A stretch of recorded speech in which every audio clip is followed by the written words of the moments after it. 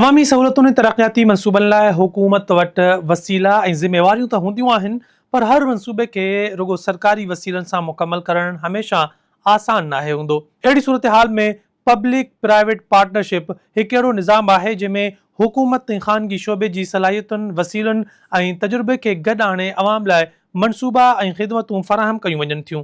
हिन मॉडल तहत हुकूमत पॉलिसी, निगरानी ऐं अवामी मुफ़ाद खे यकीनी बणाइण में पंहिंजो किरदारु अदा करे थी, जॾहिं त ख़ानगी शोबो मनसूबे जी फाइनेंसिंग, तामीर, ऑपरेशन या सार संभाल में हिसो वठी सघे थो।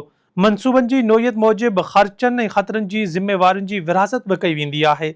सिंध हुकूमत बि पब्लिक प्राइवेट पार्टनरशिप खे इंफ्रास्ट्रक्चर, सिहत, तालीम, पाणी, ट्रांसपोर्ट ऐं ॿियनि शोबनि में तरक़ियाती मनसूबनि लाइ इस्तेमालु करे रही आहे। सिंध में पब्लिक प्राइवेट पार्टनरशिप तहत मुकमल थींदड़ अहम मनसूबनि में हैदराबाद मीरपुर ख़ासि डबल कैरिज वे नुमाया हैसियत रखे थो, जेको सूबे जो पहिरियों वॾो पब्लिक प्राइवेट पार्टनरशिप इंफ्रास्ट्रक्चर मनसूबो क़रार ॾिनो वञे थो ऐं 2012 खां ऑपरेशनल आहे।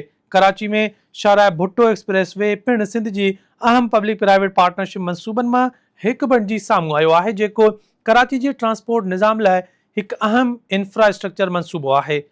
सिंधु दरिया ते घोटकी कंदकोट पुल मनसूबो बि पब्लिक प्राइवेट पार्टनरशिप तहत हिकु अहम मनसूबो आहे, जंहिंजो मक़सदु सिंध जे ॿियनि अहम इलाक़नि खे जदीद रोड राब्ते ज़रिए ॻंढणु आहे। हिन सां गॾु सर आगा खान झिरक मुला काटियार पुल पिणु पब्लिक प्राइवेट पार्टनरशिप मॉडल तहत सिंधु दरिया ते राब्ते खे बहितर बणाइण लाइ अहम मनसूबनि में शामिल आहे।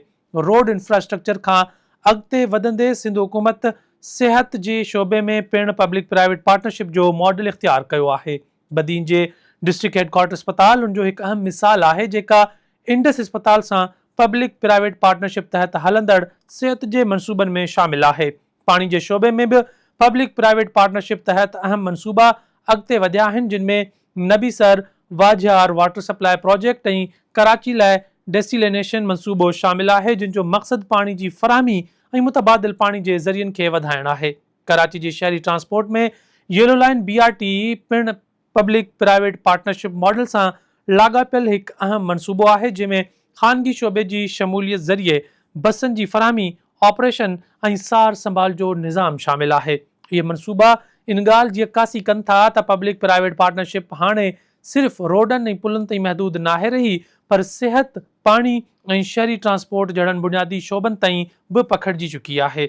मजमूई तौर ते पब्लिक प्राइवेट पार्टनरशिप मॉडल सरकारी ऐं ख़ानगी शोबे जे वसीलनि, तजुर्बे ऐं सलाहियतुनि खे गॾु करे अहिड़ा वॾा मनसूबा अॻिते वधाइण जी कोशिश आहे, जेके सूबे जे बुनियादी ढांचे ऐं अवामी सहूलतुनि खे बहितर बणाए सघनि। छो त तरक़ी जो सफ़र तॾहिं वधीक तेज़ थी सघे थो जॾहिं हुकूमत ऐं ख़ानगी शोबो गॾिजी अवामी मुफ़ाद लाइ वसीला ऐं सलाहियतूं इस्तेमालु कनि।